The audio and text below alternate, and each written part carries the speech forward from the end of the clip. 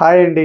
ఈరోజు మన వీడియోలో సన్నకార పూస చూస్తున్నారు కదా. జనరల్గా మనం సన్నకార పూస అంటే శనగపిండితో వేసుకుంటాం. అలా కాకుండా ఇలా మినపప్పుతో చేసుకుంటే రుచికి రుచి, ఆరోగ్యానికి ఆరోగ్యం. పెద్దవాళ్ళు కూడా కమ్మగా తినొచ్చు. ఒక్క చుక్క ఆయిల్ పీల్చకుండా నేను చెప్పిన టిప్స్, నేను చెప్పిన కొలతలు పాటించి చేశారంటే ఫస్ట్ టైం చేసిన నో ఫెయిల్యూర్ రెసిపీ. మరి ఇంకెందుకు ఆలస్యం, రండి వెళ్ళి కారపూస చేసేద్దాం. కారపూస చేయడానికి నేను ఈ కప్పుతో ఒక కప్పు మినపప్పుని గంట ముందు శుభ్రంగా కడిగి నానబెట్టానండి. ఇప్పుడు ఈ మినపప్పుని ఒక కుక్కర్ గిన్నె తీసుకొని ఇందులో వేసుకుందాం.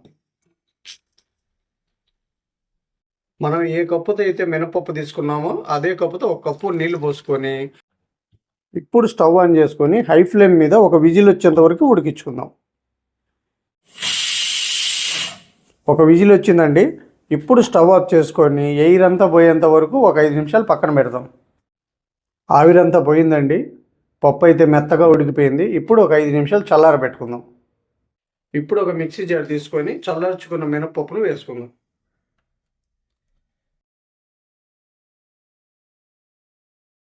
ఇప్పుడు కొద్దిగా నీళ్లు వేసి మెత్తగా గ్రైండ్ చేసుకుందాం. ఇప్పుడు ఒక మిక్సింగ్ బౌల్ తీసుకొని మెత్తగా గ్రైండ్ చేసుకున్న ఈ పిండిని బౌల్లో వేసుకుందాం. ఇప్పుడు ఇందులో మనం ఏ కప్పుతో అయితే పప్పు తీసుకున్నామో అదే కప్పుతో 3 కప్పుల పొడి బియ్యం పిండి. ఇప్పుడు ఇందులోనే 1 టేబుల్ స్పూన్ ఉప్పు, టీ స్పూన్ వాము వేసేటప్పుడు కొద్దిగా క్రష్ చేసి వేయండి, లేదంటే కనుక మన గిద్దలో దిగదు. టేబుల్ స్పూన్ కారం, 1/2 టీ స్పూన్ పసుపు, 1 టేబుల్ స్పూన్ ఆయిల్. ఇప్పుడు ఒకసారి నీళ్లు వేయకుండా ముందు ఈ పిండిని బాగా కలుపుకుందాం. నాకు తెలిసి నీళ్ళు అవసరం ఉండదండి. ఏదో కొద్దిగా ఒక 2 టేబుల్ స్పూన్లు 3 టేబుల్ స్పూన్లు మాత్రమే పడతాయి. ఎందుకంటే మనకు మినపప్పులో వాటర్ ఉంటుంది కదా.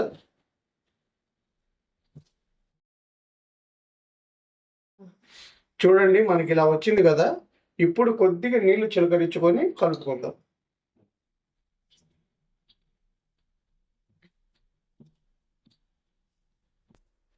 చూశారు కదండి, మనకి ఎక్కువ నీళ్ళు కూడా పట్టలేదు. మనకి ఎంత 2 టేబుల్ స్పూన్లు వాటర్ మాత్రమే పట్టాయి.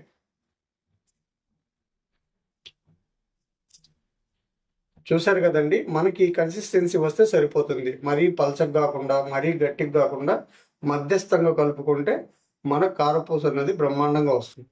ఇప్పుడు ఒక 10 నిమిషాలు తడిగుడ్డ కానీ మూత కానీ పెట్టి పక్కన పెట్టేద్దాం. 10 నిమిషాలు అయిపోయిందండి. పిండి చక్కగా నానింది. ఇప్పుడు మనం చక్రాల గిద్ద తీసుకొని ఆయిల్ అప్లై చేసుకుందాం. ఇలా ఆయిల్ అప్లై చేసుకున్నాం కదా. ఇప్పుడు సన్నకారం పూసేసి ప్లేట్ని పెట్టుకుందాం.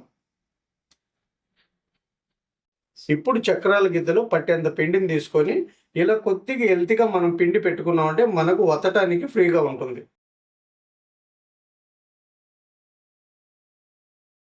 మనం గిద్దకు సరిపడినంత పిండి పెట్టుకున్నాం కదా. ఇప్పుడు మిగిలిన ఈ పిండి మీద మూత కానీ గుడ్డ కానీ కంపల్సరీ పెట్టాలండి. పెట్టకపోతే మనకు ఆరిపోయి మన కారపూస అన్నది సరిగా రాదు. మనం కారపూస వేసుకునేటప్పుడు ఎప్పుడు కూడా ఆయిల్ని మీడియంగానే వేడి చేసుకోవాలి. ఇప్పుడు మనకు ఆయిల్ వేడయింది. ఇప్పుడు స్టవ్ని మీడియం ఫ్లేమ్లో పెట్టుకొని కారపూస వేసుకుందాం.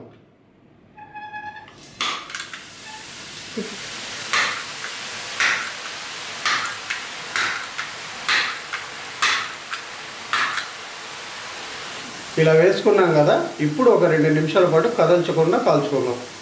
మనకి కారపూస అన్నది సన్నగా ఉంటుంది కాబట్టి మనం కదల్చకూడదండి. కదిలితే మొత్తం విరిగిపోతుంది. ఇంకో విషయం ఏంటంటే మనం స్టవ్ని మొదటి నుంచి చివరి వరకు కూడా మీడియం ఫ్లేమ్లో పెట్టి మాత్రమే కాల్చుకోవాలి.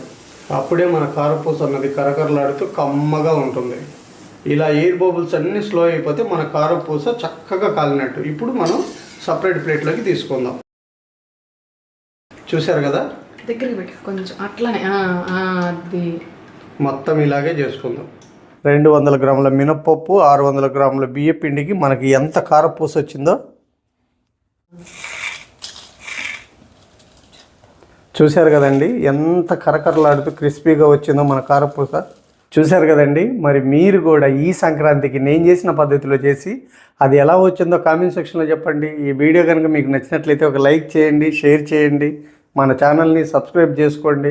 మళ్ళీ రేపు ఒక మంచి రెసిపీతో మీ ముందుకు వస్తా. Thank you. గుడ్డలు ఇలాగున్నాయి ఏంది అన్నయ్య అనుకోకండి, ఇప్పుడేనండి. టిఫిన్ అయిపోయి ఇప్పుడే ఇంటికి వచ్చాను. వీడియో లేట్ అవుద్దని చేస్తున్నాను. ఇంకోలా అయితే మాత్రం అనుకోబాకండి.